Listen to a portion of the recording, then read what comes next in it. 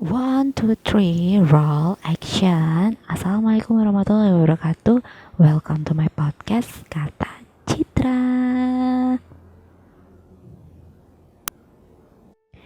Hello everyone, how are you? Semoga dalam keadaan yang baik-baik saja, oke? Gimana nih? Ini kita masih memasuki di bulan Ramadan ya teman-teman. Kalian puasanya masih lancar gitu ya? Masih belum ada yang bolong kan? Semoga aja nggak ada yang bolong ya. Kecuali kalau cewek pasti ada yang bolong. Kalau buat para yang cowok harus bisa nutup sampai 1 bulan, oke? Dan buat kalian yang baru pertama kali dengar podcast aku, selamat datang. Kalian bisa klik tombol subscribe di bawah teman-teman. Ada tombolnya merah teman-teman, tinggal klik aja buat tambah-tambah channel di YouTube kalian. Gak apa-apa, beramal di bulan suci Ramadan ini, oke? Dan kalian juga bisa like, share, serta komen podcast aku ini. Dan kali ini hari apa teman-teman? Ini hari Kamis ya kayaknya. Iya kayaknya hari Kamis. Aku recordnya ini hari hari Kamis, bener, besok hari Kamis. Ini recordnya aku malam. Jadi kita akan bahas drama nih ya teman-teman. Sebelum main masih muncul teasernya, itu banyak teman-temanku yang nge-DM aku buat ngebahas ini di podcast gitu. Mereka nggak subscribe aku tapi nyuruh-nyuruh aku gitu ya kan, sebel gitu ya dengarnya. Hey kalian para budak cinta opanya, bucin opa, tolong kalau kalian menyuruh aku DM untuk membikin podcast ini, kalian juga harus wajib subscribe dong guys. Masa sih nggak subscribe? Kan kesel akunya. Subscribe dong, oke? Dan ini yang kalian tunggu-tunggu adalah drama dari comebacknya Oppa Lee Min Ho. Pasti udah pada tahu dong Lee Min Ho itu siapa. Luwak White Coffee. Nah itu dia Lee Min Ho. Mau aku tuh sampai tahu loh, waktu aku nonton drama ini dia bilang, loh ini kan yang dibungkus kopi, bilang gitu. Aduh mama, sekarang yang dibungkus kopi itu bukan Lee Min Ho tapi Lukas Wifi. Oke, bukan, balik lagi ke Lee Min Ho ya teman-teman. Ini drama komiknya Lee Min Ho, judulnya The King, Eternal Monarch. Oke, jadi ini The King aja ya karena kepanjangan kalau sama Eternal Monarch-nya. Jadi The King sendiri ini baru aja beberapa minggu yang lalu ya tayangnya teman-teman. Jadi tayangnya April kemarin 2020 ya, baru kemarin gitu. Dan ini drama comebacknya Lee Min Ho setelah dia menyelesaikan wajib militernya sebagai bentuk apresiasi kepada negara Republik Korea gitu ya. Jadi dia mengikuti wajib militer dan meninggalkan semua hiruk pikuk gemerlap selebritas, dan dia menjadi tentara aktif waktu itu. Dan sekarang dia udah back lagi to the life gitu, dia balik lagi jadi aktor, dan sekarang dia main di The King Eternal Monarch ini. Jadi di sini Lee Min Ho nggak sendirian ya teman-teman, dia ada Kim Go Eun juga di Eternal Monarch ini. Jadi dia pasangannya itu sama Kim Go Eun. Kalau buat kalian yang nggak tahu Kim Go Eun itu yang main di Goblin teman-teman. Kalian masih belum tahu Kim Go Eun ya, search aja di internet banyak, oke? Dan di sini aku akan bahas sedikit aja teman-teman tentang The King ini, karena aku udah yakin kalian pasti udah nonton gitu. Aku nggak bakalan cerita banyak gitu. Ini akan aku ceritain dari versi aku. Jadi dari versi aku ini kan kemarin kita udah nonton di episode 56 ya teman-teman. Dan besok ini kita udah memasuki episode 78. Jadi kayaknya kalau ini episodenya ada 16, berarti ini udah di separuh perjalanan gitu. Tapi kan kita belum nonton yang itu, yang 78 ya. 78 belum nonton, baru 56 yang terakhir minggu kemarin gitu. Kan ini dramanya di hari Sabtu Minggu ya teman-teman. Jumat Sabtu. Sorry. Hari Jumat Sabtu dramanya Eternal Monarch ini, The King-nya Lee Min Ho ini. Kalian pasti udah tahu deh, udah hafal karena fansnya banyak banget Lee Min Ho. Aku udah nggak mau banyak cerita ya, kalian pasti udah lebih tahu daripada aku mungkin. Kalau buat kalian yang lebih tahu bisa komen di bawah, kita jadi kayak berbagi cerita gitu. Mungkin ada aku yang nggak tahu, kalian yang tahu bisa komen di bawah, oke? Dan di sini Lee Min Ho ganteng banget teman-teman ya kak sih, di lihat teasernya tuh, aduh pesonanya opa-opa itu kalau selesai wamil emang mereka tuh jadi semakin ganteng gitu atau gimana sih ya? Aku juga kurang paham ya. Setiap kali mereka habis pulang wamil tuh selalu kelihatan lebih fresh, lebih ganteng gitu. Atau mungkin karena mereka udah 2 tahunan gak muncul di layar kaca dan lebih sering makan enak itu ya kali. Jadi kayak kalau mereka jadi aktor kan jadwal padat gitu kan teman-teman, jadi mereka makan juga kadang-kadang seadanya gitu. Kalau mereka hamil kan mereka cuti 100 hari pas hamil itu kan bisa makan enak sesuka mereka gitu kan, gitu katanya sih, nggak tahu lagi. Dan The King ini kalian bisa akses juga kalau mau nonton streaming sampai sorry nonton streaming, kalian bisa langsung di Netflix, ada teman-teman, sudah ada subtitlenya juga. Jadi dramanya ini kan Jumat sama Sabtu ya teman-teman, jadi Sabtu pagi tuh kadang-kadang Netflix itu udah ada yang subtitle Indonesia gitu, jadi cepet banget. Kalau di Netflix, drama-drama yang main di Netflix itu pasti cepet banget subtitlenya gitu, jadi kalian nggak perlu khawatir, oke? Dan di sini aku bakal bahas sedikit tentang sinopsisnya ya teman-teman. Sebelum masuk sinopsis, kita akan bahas para pemainnya dulu. Tadi ada Lee Min Ho, ada Kim Go Eun, terus ada siapa lagi ya? Ada Woo Do Hwan juga. Kalian kalau nggak tahu Woo Do Hwan itu, dia terakhir kemarin main film apa ya yang sama Joy itu, terus dia main film juga sama Park Seo Joon di Divine Fury gitu, dia berperan sebagai villain gitu, penjahat gitu ya. Di sini salah satu yang bikin menarik aku juga ya di drama The King ini adalah Woo Do Hwan gitu. Karena kenapa? Suka aja lihat dia.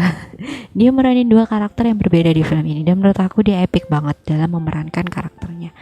Dan di ukuran Woo Do Hwan yang dia baru aja terkenal gitu ya, standar dia aktingnya tuh udah bagus banget kalau menurut aku teman-teman gitu. Dan ini bisa jadi bintang baru gitu kayaknya di Korea sana gitu, karena dia sepertinya dia artis multi talented ya, jadi banyak meranin peran dan dia totalitas banget, aku suka. Dan oke, kita memasuki ke pemainnya ya teman-teman. Di sini ada pemain-pemainnya. Aku sebutin yang pertama itu ada Lee Min Ho, udah pasti ya. Lee Min Ho di sini berperan sebagai Lee Gun gitu ya. Lee Gun ini adalah kaisar modern dari kekaisaran Korea gitu. Ayahnya adalah kaisar yang dibunuh oleh pamannya dan diselamatkan oleh orang tak dikenal dengan identitas tag name polisi Jung Tae-ul gitu. Jadi si Lee Min Ho ini dia itu dulunya putra mahkota, terus karena bapaknya meninggal dibunuh sama salah satu anggota keluarganya yang pengen jadi raja gitu, akhirnya Lee Min Ho yang naik tahta jadi kaisar di kekaisaran Korea sana. Tapi Koreanya di sana tuh nanti pakai C ya teman-teman, jadi nggak pakai K, pakai C, jadi Korea gitu. Terus ini ada Kim Go Eun. Kim Go Eun berperan sebagai Jung Tae-ul atau Luna gitu ya, bukan Luna Maya ya, atau Lunanya apa namanya FX ya, bukan, ini Luna di drama The King ini. Dan Kim Go Eun sendiri ini di sini diceritakan sebagai seorang letnan di Badan Kepolisian Nasional Republik Korea yang secara tidak sengaja bertemu dengan Lee Gun gitu. Jadi dia ini di di Republik Korea, di Seoulnya, bukan di kekaisaran Korea yang pakai C Korea tadi gitu. Dan di sini ada Woo Do Hwan juga. Woo Do Hwan ini berperan sebagai Jo Eun Suk sama Joo Hyung gitu. Jadi ada dua peran yang dia peranin, karena di film ini, di The King ini nyeritain tentang dua dunia gitu. Jadi kayak paralel gitu antara dunianya si kekaisaran Korea tadi sama dunia Republik Korea yang ibu kotanya di Seoul tadi gitu.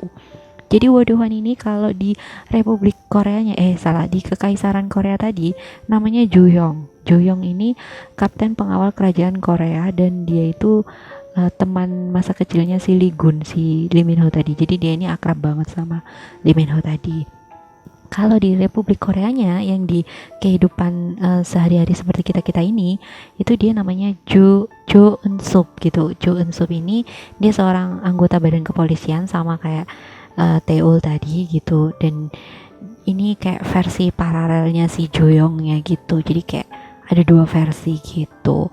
Dan di sini ada Kim Kyung Nam gitu sebagai Kang Sing Jae. Dia ini juga detektif, temennya si ceweknya Jung Tae-ul tadi.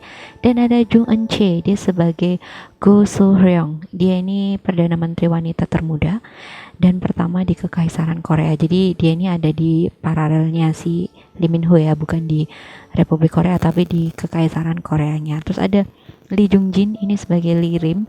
Nah, Lee Rim ini adalah pangeran kekaisaran Korea yang tidak sah gitu. Jadi biasanya tidak sah itu dia anak dari selir atau mungkin dari selingkuhan raja kayak gitu-gitu. Jadi dia nggak sah dan dia itu nggak bisa jadi raja. Akhirnya dia bunuh saudaranya yang merupakan kaisar, dan itu papanya si Lee Min Ho tadi. Jadi si Lee Jung Jin ini adalah villainnya gitu teman-teman. Jadi dia ini pamannya si Lee Min Ho tadi. Dia yang ngebunuh papanya Lee Min Ho, dan dia ini melarikan diri masuk ke dunia paralel di Republik Korea. Jadi dia meninggalkan kekaisaran Korea, dia masuk ke Republik Korea gitu.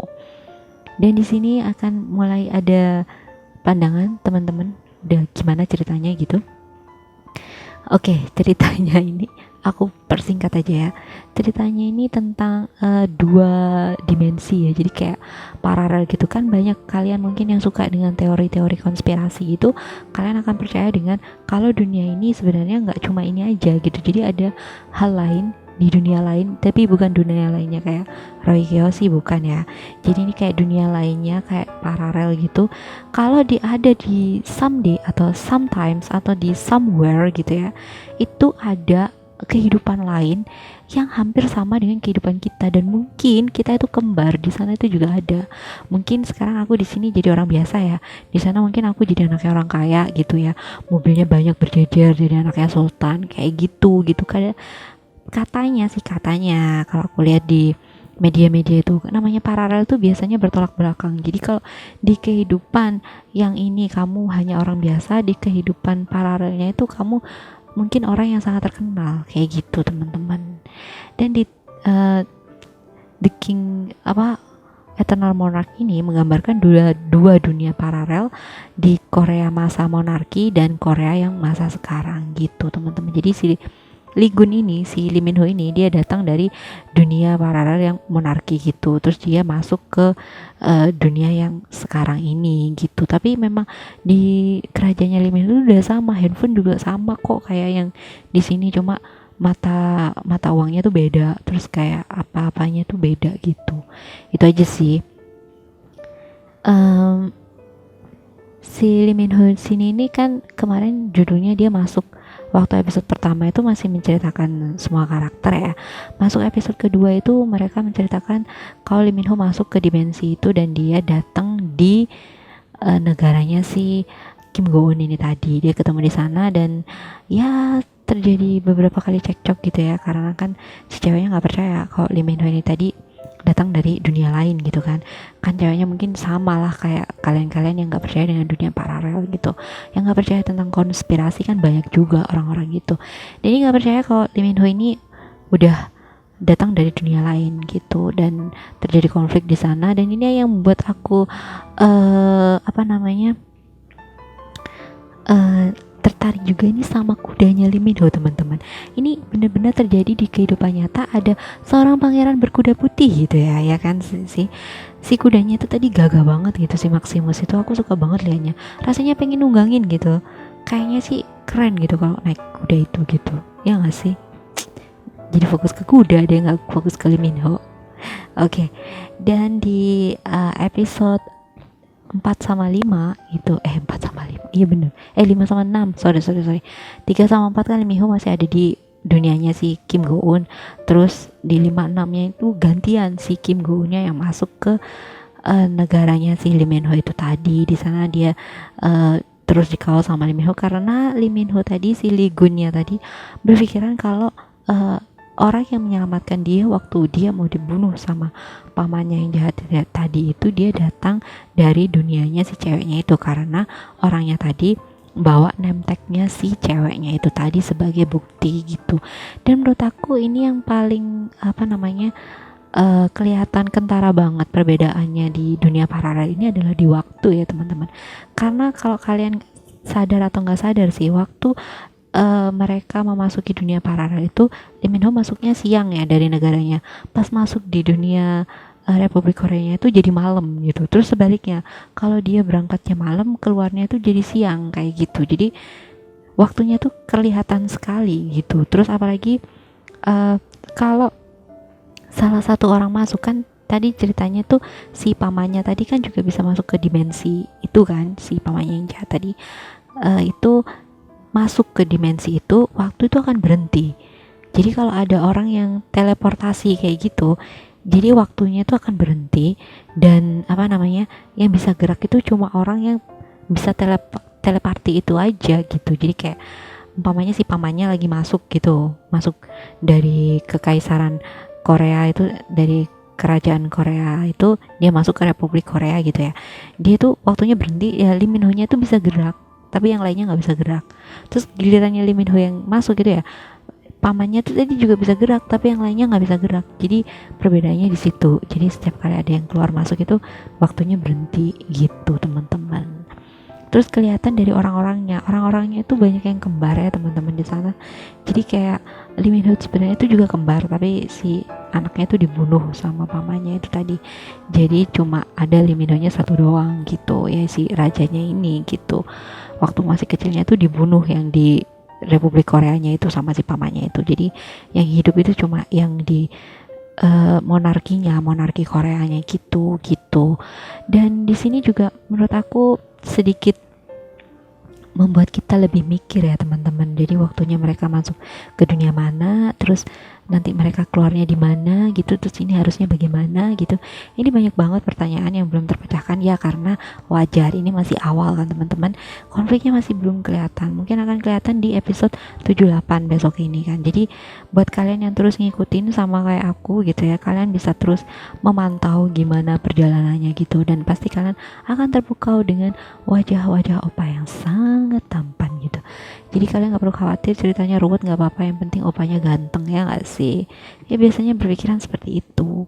Dan itu tadi sedikit review ya dari aku teman-teman. Ini patut ditonton dan layak banget ditonton, karena ya buat ngobatin rindu kalian buat si opa gitu. Tapi kalau menurut aku pribadi ya teman-teman, ini saran aja sih buat kalian yang penggemarnya Lee Min Ho. Mungkin kita berbagi sharing aja, kan bulan Ramadan ya, nggak boleh saling menjelekkan, nggak boleh menghibah gitu ya. Ini cuma saran gitu ya. Aku seumur umur lihat dramanya Lee Min Ho itu, dia selalu bisa mengambil peran itu yang safe gitu ya. Jadi kayak safety place gitu. Jadi kayak dia nggak keluar dari jalurnya gitu. Dari pertama aku nonton dia di BBF, Boys Before Flower itu, karena itu drama pertamanya yang aku tonton. Dia kan perannya sebagai Sundre gitu ya. Kalau kalian nggak tahu Sundre itu kayak cowok yang cool gitu, sikap cowok yang cool, tapi kalau dia lagi suka sama ceweknya tuh dia perhatian banget sama ceweknya, tapi pura-pura so cool gitu. Jadi tiba-tiba kayak cowok misterius tapi sukanya ngintilin ceweknya kayak gitu-gitu sih. Itu namanya Sundre. Jadi biasanya digambarkan itu anak orang kaya, punya segalanya, terus dia jatuh cinta sama cewek biasa-biasa aja, dan itu selalu melekat di diri Lee Min Ho gitu. Jadi aku belum pernah melihat dia berperan jadi sisi yang lain gitu, entah itu jadi dokter kek, atau jadi apa namanya, jaksa, pengacara, atau polisi, detektif. Itu aku belum pernah lihat gitu. Dari setiap drama-dramanya yang aku tahu, dia selalu jadi orang yang ya iya seperti tuan muda gitu, kayak Surenim kayak gitu-gitu. Di BBF gitu, terus di Personate Love juga gitu, Personate Taste juga gitu. Terus habis itu di apa namanya, The Hears juga, terus di Legend of Blue Sea juga gitu. Jadi kayak dia itu perannya monoton itu doang gitu loh. Terus kalau aku bisa saran sih, atau aku nggak tahu, mungkin di manajemennya, atau mungkin tim marketingnya, atau mungkin direktur perusahaan yang tempat dia bernaung gitu ya, menyuruh dia untuk membuat image seperti itu, kan aku juga nggak tahu ya teman-teman. Cuma kalau aku pribadi, karena aku juga suka sama Lee Min Ho gitu, aku pengen gitu lihat dia sekali-sekali itu keluar dari jalurnya gitu. Jadi kayak ada satu film mungkin dia jadi detektif, atau mungkin dia jadi dokter, atau mungkin dia jadi jaksa. Jadi dia keluar dari sikap sundrinya dia gitu loh teman-teman. Gregetan gitu aku kadang-kadang tuh mikir, dia tuh bisa jadi lebih gitu, dia tuh bisa sekelas Lee Min Ho ya, berperan lebih dan menonjolkan dirinya gitu. Itu bisa sebenarnya, tapi kenapa nggak dicoba gitu loh, kan sayang banget kalau menurut aku gitu loh teman-teman. Jadi buat kalian mungkin yang punya sepemahaman sama aku, boleh komen di bawah ya. Kalau buat kalian yang nggak setuju juga aku nggak apa-apa, itu kan hak kalian. Mungkin kalian sukanya Lee Min Ho terlihat seperti itu aja, itu ya nggak apa-apa, itu terserah kalian. Tapi kalau aku pribadi, aku suka sama seorang aktor, apa seorang idol gitu ya, aku mau dia tuh men-challenge dirinya. Jadi dia tuh nggak harus satu peran, atau itu aja gitu loh. Dia tuh harus berkembang gitu loh, jadi aktor tuh harus mengembangkan acting dia gitu ya. Kayak contoh deh, siapa ya, Pak Sojun deh. Pak Sojun kan dia jadi tuan muda pernah tuh di What's Wrong with My Secretary itu kan, dia jadi tuan muda, jadi sundre juga kan di sana. Terus dia berubah drastis jadi pastor di Devin Fury itu, dia jadi petarung MMA di apa namanya, sama Kim Ji Won itu. Habis itu dia berperan kemarin jadi Pak Serowi gitu. Jadi dia banyak banget perannya gitu loh teman-teman. Jadi dia multi talent, dia mencoba segala hal gitu loh. Dia totalitas di perannya. Jadi dia nggak harus jadi orang kaya terus gitu ya, enggak. Dia ada sisi lain yang mengharuskan dia jadi petarung, jadi orang yang apa namanya, dari nol terus sampai jadi sukses kayak gitu-gitu teman-teman. Jadi menurut aku Lee Min Ho bisa kayak gitu. Cuman aku nggak tahu kenapa, mungkin manajemennya atau gimana, aku nggak paham. Atau mungkin dari Lee Min Ho nya sendiri, dia mau yang safe aja deh, nggak usah yang aneh-aneh nanti daripada fanbase-nya nggak suka kayak gitu. Dan pernah kak, aku tuh baca katanya dia tuh kalau main drama yang sedikit agak aneh itu dia nggak cocok gitu, dia takutnya kayak gitu teman-teman. Ya begitulah, banyak banyak apa namanya, banyak yang harus dipikirkan sih, apalagi fanbase-nya udah besar kayak Lee Min Ho kayak gitu kan, nggak mungkin dia sembarangan ngambil ngambil naskah, ngambil skrip gitu kan. Jadi ya dia memang juga harus memikirkan fanbase-nya juga gitu. Tapi kalau menurut aku pribadi nggak ada salahnya sih dia nyoba gitu kan untuk men-challenge dirinya, seperti kata si Won gitu ya, no challenge no change gitu kan. Ya benar nggak sih? Jadi kalau selama kalian nggak mencoba challenge diri kalian, kalian nggak akan tahu seberapa besar kalian, apa seberapa mampu kalian menghadapi itu. Jadi gitu teman-teman. Oke, jadi sekian dulu podcast aku dari hari ini teman-teman tentang The King ini. Mungkin kalian udah nonton aku, jadi nggak banyak-banyak ngasih review karena aku yakin kalian yang dengerin ini pasti kalian udah nonton gitu. Dan kalau buat kalian yang nggak nonton, mungkin kalian tim yang nunggu sampai tamat, ya nggak apa-apa, itu terserah kalian. Kalau aku nggak bisa, aku mesti nontonnya ongoing. Kalau tamat jeleknya aku pasti akan nonton endingnya dulu, nanti yang awal-awal nggak ditonton kan sedih jadinya. Jadi aku ngikutinnya ongoing. Kalau ongoing pun, kalau aku langsung tamat nih, ini tips juga ya buat kalian juga yang suka drama gitu. Buat kalian yang sukanya stripping, nontonnya terus panjang all day seharian nonton gitu ya, nggak apa-apa sih. Cuman kalau aku pribadi itu akan ngerusak jiwa kalian teman-teman, karena akan ngerasa capek dan bosan kalau lihat kayak gitu. Dan akhirnya ujung-ujungnya nanti karena langsung lihat episode terakhir gitu. Kalau aku dulu kayak gitu, tapi sekarang aku merubah semuanya. Jadi aku per minggu itu selalu ada jadwal gitu. Senin sama Selasa aku nonton drama yang tayangnya weekend. Terus hari Rabu Kamis aku nonton drama yang tayangnya hari Selasa sama Senin sama Selasa. Terus waktu hari Jumat Sabtu aku nonton drama yang tayangnya Rabu sama Kamis. Gitu terus muter terus. Jadi drama weekend aku nonton di hari Senin Selasa. Terus drama Senin Selasa aku nontonnya di Rabu Kamis. Rabu Kamis nontonnya aku di Jumat Sabtu Minggu. Jadi kayak tiap minggu tuh ada, dan itu cuma nyisain waktu kalian, cuma spend waktu kalian tuh 2-3 jam. Jadi nggak lama kalian nontonnya. 2 jam itu kayak kalian nonton bioskop gitu teman-teman. Selesai sudah. Dan kalian nggak butuh waktu sampai malam-malam, sampai pagi nonton lagi gitu, enggak. Ya mungkin satu kekurangannya, kalian akan penasaran dan akan, aduh gimana sih kok belum ini kayak. Tapi itu akan menjadi pemicu kalian agar kalian nonton lagi di next episode-nya. Jadi kayak menggebu-gebu, wah aku harus nonton nih episode berikutnya, kayaknya seru kayak gitu teman-teman. Coba deh rutinitas aku, pasti nanti kalian akan ngerasa enteng nonton drakornya, jadi nggak kecapean. Kalau langsung full 1D sehari nonton kayak gitu tuh bosen teman-teman. Aku sudah pernah ngalamin soalnya gitu. Oke, jadi sekian dulu podcast aku dari hari ini teman-teman ya, tentang drama The King, Eternal Mourner-nya, comebacknya si Oppa Lee Min Ho.